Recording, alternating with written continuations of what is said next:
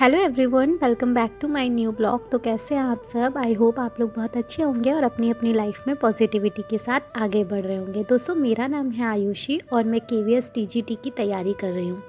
तो आज मेरे दिन की शुरुआत 4 बजे हो गई थी, पर फ्रेश अप करने में और उन्नति को दूध बनाने के देने में मुझे लगभग 4:15 बजे बज गए थे और उसके बाद ही मैं स्टडी करने बैठी थी।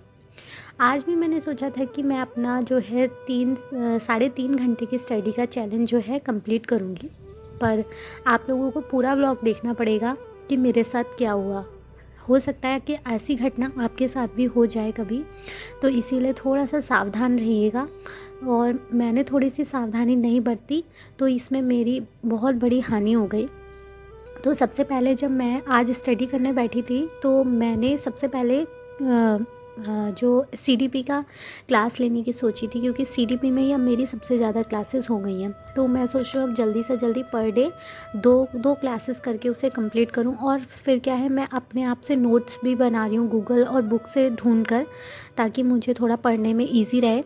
तो सर ने जो कल अपना दिव्यांगजन अधिकार अधिनियम 2016 बताया था कि उन लोगों को क्या क्या अधिकार दिए गए हैं, तो आज की क्लास में बताया गया है कि दिव्यांगजन अधिकार अधिनियम 2016 में 21 तरीके की विकलांगताओं को शामिल किया गया है, जिसमें सर ने क्लास में ना कुछ इम्पॉर्टेंट्स विकलांगताओं के बारे में बताया था। जैसे शारीरिक विकलांगता के अंतर्गत क्या क्या है, न्यूरोमस्कुलेटल विकलांगता, सेरेब्रल प्लासी, स्ट्रोक, ठीक है, और स्पाइना बिफिडा, मल्टीपल स्क्लेरोसिस, मांसपेशियों की दुर्बलता, पोलियो, मिर्गी और भी बहुत सारी ऐसी दुर्लभताएं सर ने बताई थी। इसके साथ ही जो था हमारा दृष्टि दोष और अंधापन, एक प्रकार की विकलांगता है।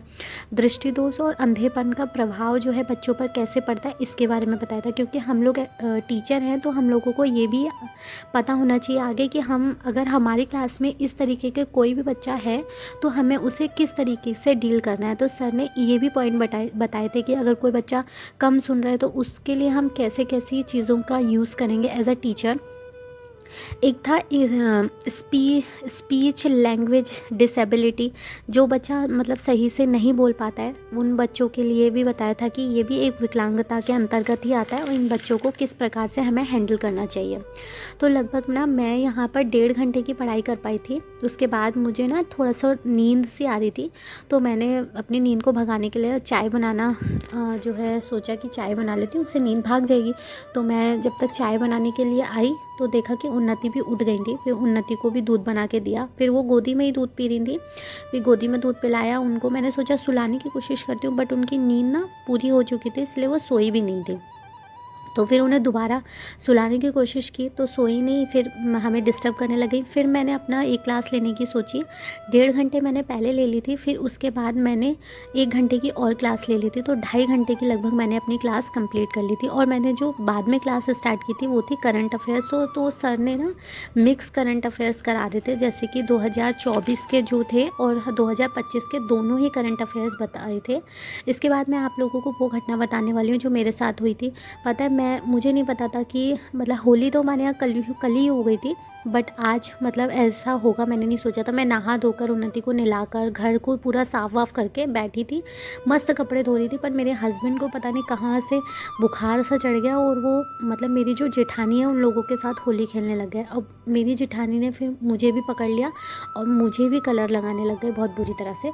फिर मैंने सोचा चलो अब त्योहार है तो क्या बुरा मानना। मैं भी पहले तो मुझे बहुत तेज़ गुस्सा भी आ गया था, पर फिर मैंने अपने गुस्से को थोड़ा सा कंट्रोल किया। मैंने कहा यार अच्छा नहीं लगता, तीज त्योहार रोज़ नहीं आते हैं और पता चले कि हमारी वजह से किसी का मुंह बन गया। तो मैंने सोचा ठीक है छोड़ो। फिर मैं भी उन लोगों के साथ शामिल हो गई होली को सेलिब्रेट करने, और लगभग इन लोगों ने बहुत टाइम होली में लगा दिया। लगभग मेरा 1-1:30 बज गया था। फिर मैंने कहा कि अब मैं कब नहाऊंगी, कब मैं और काम कंप्लीट करूँगी। तो उसके बाद मैं जल्दी जल्दी फिर नहाई दोबारा। पहली एक बार नहा ली थी, फिर उसके बाद दोबारा नहाया, कपड़े धोए, सारा घर गंदा हो गया था, उसको झाड़ू पोछा करने में बैंड बज गई। और उसके बाद फिर से आई किचन में, खाना बनाया। हस्बैंड को भूख लगने लग गई थी तो दोबारा उनको खाना बनाया, खाना वाना खाया। उन्नति को खेल रही थी तो उन्नति को भी खिलाया। उसके बाद सोचा कि अब थोड़ी देर और पढ़ लेती हूँ, पर मेरे को इतना पैरों में दर्द हो रहा था, शायद गीले रहने की वजह से मुझे पैरों में ज़्यादा परेशानी हो रही थी।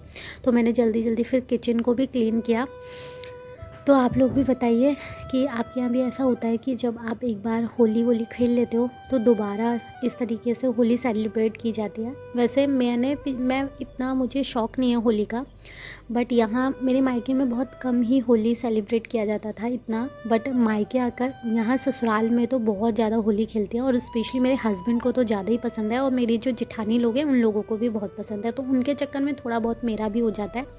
तो पता है आज का मेरा जो चैलेंज था स्टडी का, केवल 2.5 घंटे ही मैं पढ़ पाई हूँ, बट मैं कल से अपनी स्टडी को फिर से कंटिन्यू अच्छे से करूँगी और मेरा चैलेंज जो बीच में टूट गया है उसे पूरा करने की कोशिश करूँगी। आज की वीडियो में सिर्फ